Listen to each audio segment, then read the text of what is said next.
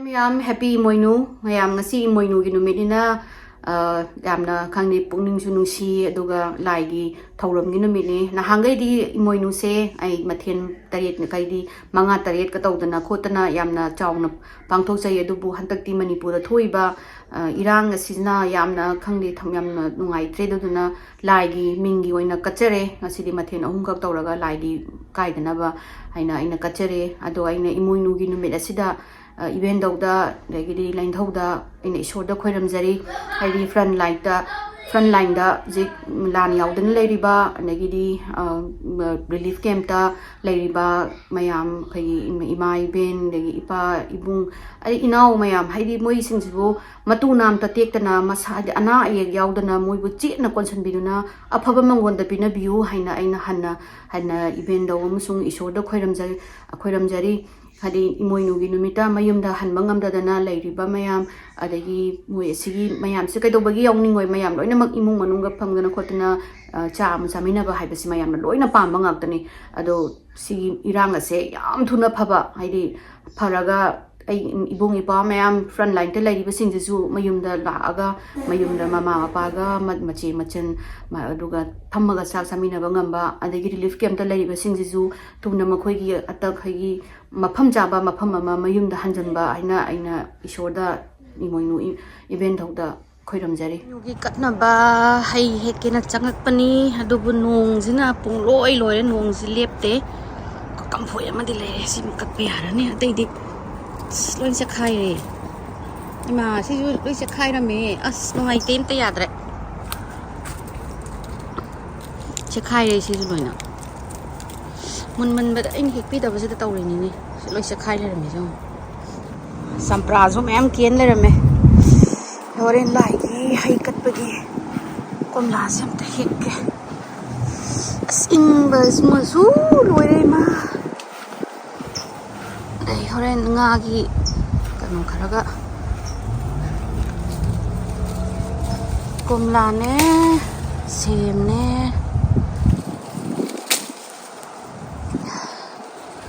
hai katya sina hai ragi leire mananda freeze tawdana kanu singse dasam sa singse loina sijale karamba hek sigge laigi je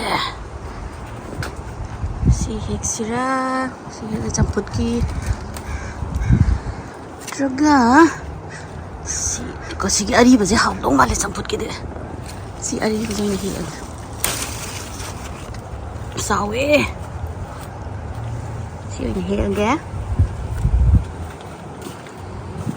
So pada su pale. Hangam jisu yara ani saur. Padigom khara hekke. Padigom je kusangam ni maklak je.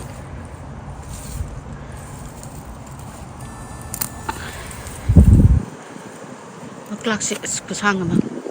Pops ko pazam ni.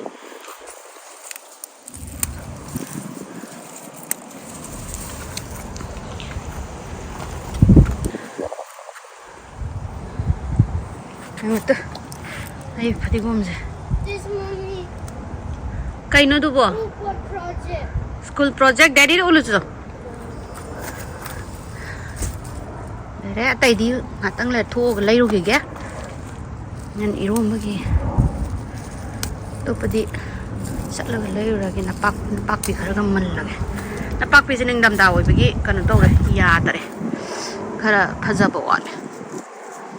Section ni lai se seasonal squid machane igi milau binga jina rock coat hai igi no yellow crocker angoi je ka da ko ka thami jaw ne makrang ra lo ka ko thami re singa mapai type re finas na ka ko sa khang da bayam lai re koi di dai da sari no ne khang da bri na igi golden popano na tau ra ni kong ani singa ga lo golden popano se ga hau ada sigi le fish mo to le to do ma se ma wa le popano ne hele hau tại vì mình có nhiều thôi mà đâu còn đâu nữa đâu.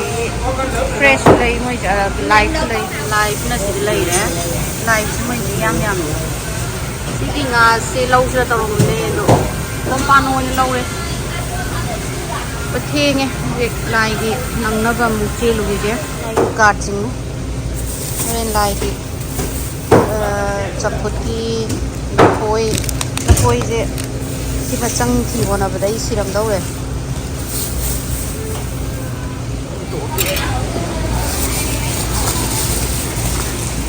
thì là meat section beef pork nga na sumna kan dalay re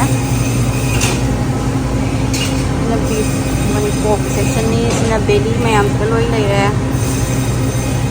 makhong dagi kari no pork chop center ikay no yam yawi si na saru this main ko ngani yoli ni mo saru ngatai yole re aduga pork kanu ngatani ni sinamo ai skin kanu li fat ngatani ni fat sin kana lay jan ko chicken ki section ni chicken leg quarter roaster yen lava yen amo se kai no pork ki blood ma liquid mai easy yoli ni pork yen amo ni rice na yen amo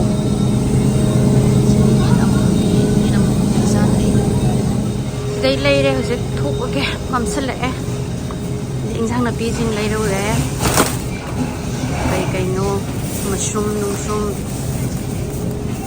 cái xem hôm nào bữa dùng được cái ủ đấy cọc khai yang anh biết rồi cọc khai xem đi không bây giờ sẽ cọc khai mà tầm này đó nè mai thôi mới được cọc khai sẽ sâu rồi yung gi kokado gi kun thong ma saw ina ai soy na smai na yola fresh soy ai nan kang su chai yam haw ai soy mushroom makhan lai re yung dam hal lage lai yam ko no rage hobe tok sare lai gi kat le adu husik thong ba mu hau tharage adu nga sidi pompan ora dum tare thong ba hau rage zek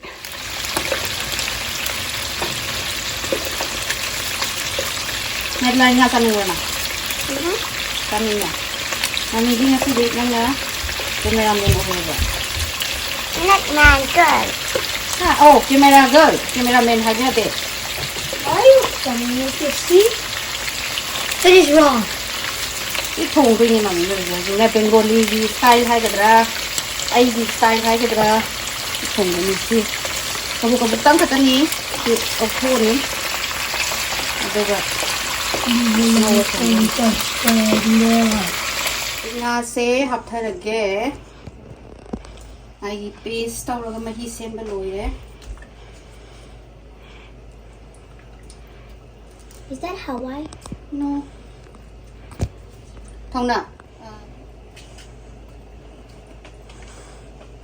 Hawaii mà rồi chứ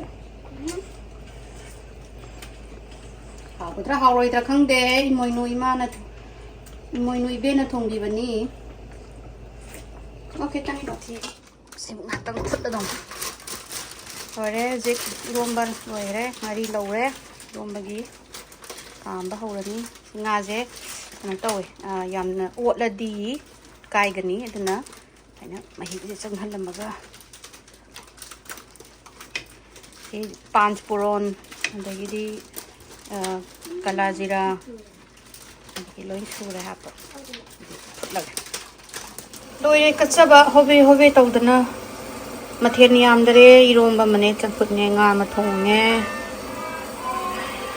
ngồi nuôi bên na san bi đó na phải mày làm bùa phá bám con pin biu Manipur da tawri balan na si irang si thu na phahan bidana ima na khoi mayam bu konsandana macha kaya mama kaina raga chat khraba sing adubu thu na yumda lakpa ohin biu ima asini na sa na khoiram jagi na sa na khoiram jari khoi ni yumda lai ngai da calling belam khingi kinga pasida ka idi hamba khoi gi sida chi chi magi nu pa lai bu ko adudo la aboini na thong hang tore da pisina aduga angang na chungzal agani hekta magi kanu mama pising na mangonda mama na ba oi doira kari nu khangde ba mana moi da monda jam tore habadi kogi mai phone mun gre mai wallet man gre ko be angang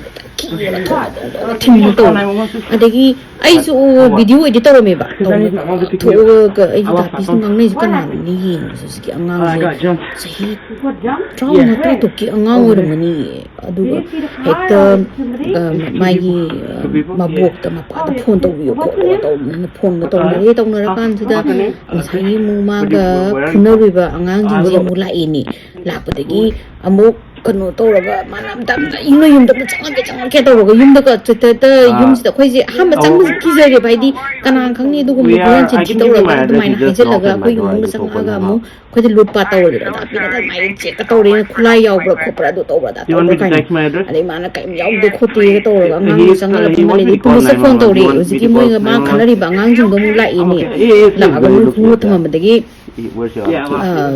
police to phone tawre police na no imung na ngang ga chang lo khoro thama mo khoi la ani tawra moi police me to hi da my address?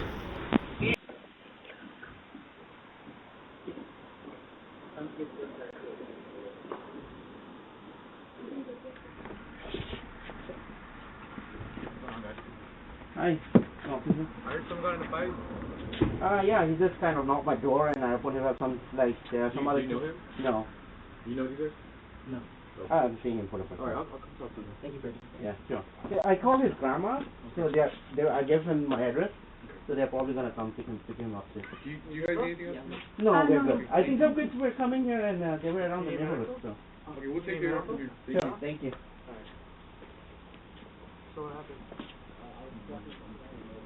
You get a link, don't go. If you see somebody is following, they are following their phone. You know that, huh? Mm-hmm. They are seeing a phone somebody doing some way with our We were even scared when he wants to, maybe he was in selling troubles of music, yes, we will make him come. Yang kuina lei mo isa.